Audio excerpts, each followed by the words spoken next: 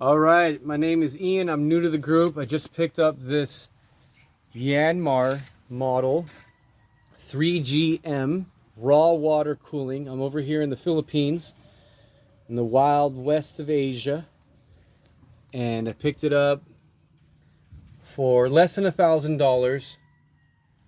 And it has some small issues like motor mounts can be changed out. I need a filter on the air intake. I need an exhaust elbow on the exhaust.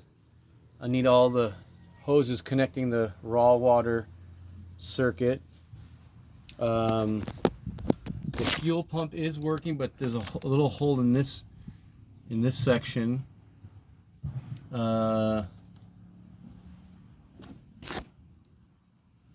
It came with the gearbox, thank God. It has this cool little vibration plate. The transmission shifts. We got it to run today, and so it was running just as it was, even with all those minor problems. I should have had a video of it, but we were way too much in the swing of action to video. But I'll just explain what happened during that test run, and I want to pass it off to my fellow group here on Facebook. See what you guys think. I've already learned quite a bit of the engine just by getting it to run. These are the compression activators for each cylinder has its own compression activator. I don't have that on my other engine of my sailboat.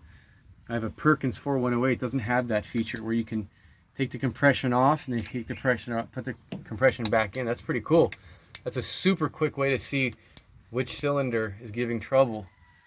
Let's just do a around the engine look before I talk about the test run. So it had that engine. So there's another motor mount here that needs to be fixed. This needs to be fixed. Here's the exhaust here, which is a cool looking exhaust. This is a raw water, which I think is awesome. Of course, it has its obvious drawbacks of having a raw water system, but I think it's awesome because it's just so simple. The engine's been around for a long time. It's still good. It's a steel casting. Obviously, the injector pump is working, so that's good. That's the fuel filter, and well, of course I'll change that. But the fuel pump is working. This is the fuel. This is the raw water pump. I disconnected that so I didn't run it while I was testing it. We didn't use any. We didn't put any water into the test.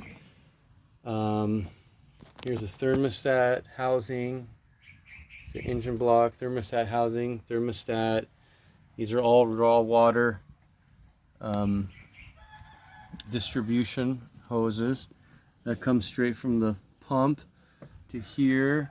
Then it goes here and it goes tees off. If the thermostat is activated, then it'll let water. It'll close and it'll let water into the engine. If it's not activated, then it'll be open. It'll just pass water. It'll bypass water out the boat. Here's the model number right here. Check that out. 3GM30. Yeah. It's got a reading of 17.7 kilowatts at 3,400 RPM, or 20 maximum kilowatts at 3,600 RPM. So that's a lot of RPMs. On my Perkins 4108, I never run over anything between 1900 to 22. I'm sure I could run it harder than that, but I just never needed to conserve fuel and to get what I think is the most efficient running. This is interesting. If anybody can tell me what that is. It's just hanging out of the block like that. It didn't seem to have any. That could be to attach another pulley or pump, or that could drive. That's a drive, right? That drives something. This already has a raw water pump, so this is some other kind of pump, or maybe it's something else. I don't know. Here's the main pulley for the belts. Here's the alternator. I'm going to take a good look at what kind of alternator that is. I can only see a little bit in there what that is. It's on a 3GM. It says Yanmar. Oh, Balmar maybe. or Yanmar. Don't know. I'm gonna look into see what that is exactly. Let's try to complete the full 360 viewing. Okay, so here we're looking at a little bit more of the alternator. Got the oil filter. I'll change that, of course. Then you have all the fuel lines, high pressure fuel lines, which looks so cool and neat and interesting. It's a cockroach. Oh, that's cool. What's up, dude? I'm gonna murder you later. Here's the starter again. Just below the engine. It's just sitting on the oil pan. It's probably not good. That's pretty much it. Well, I'm stoked out. I want to see what. So basically, what I could use advice from the group is, so I started it up during the initial test run while I was buying it, and what was going on? Okay, so there were small issues which you guys have already seen, but then the larger issue is that as we were running the engine, we're getting fuel delivery to this cylinder right here. Okay. So it's either what? It could either be what? The pump itself not giving it a good sending of fuel, or the injector, or it could be maybe, what else could it be? Not getting enough fuel. Something blocked in the fuel delivery, or maybe in the cylinder head. And then another issue was that this cylinder here is having not the greatest compression. Just by turning the engine over by hand, you can tell that this had the least compression. The compression here was good, but the fuel delivery bad. This one had good fuel, but poor compression. And then this one was actually seemed to be the strongest piston cylinder.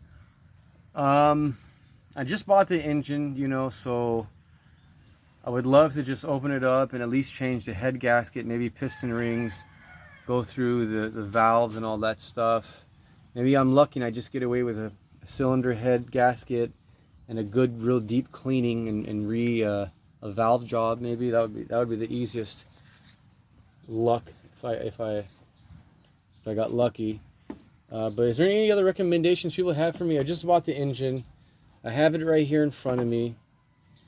Yeah, any tips or encouragement would be appreciated. And I'm just pumped up to have this project in front of me. I'll be installing it in a Swan, 38-foot Swan.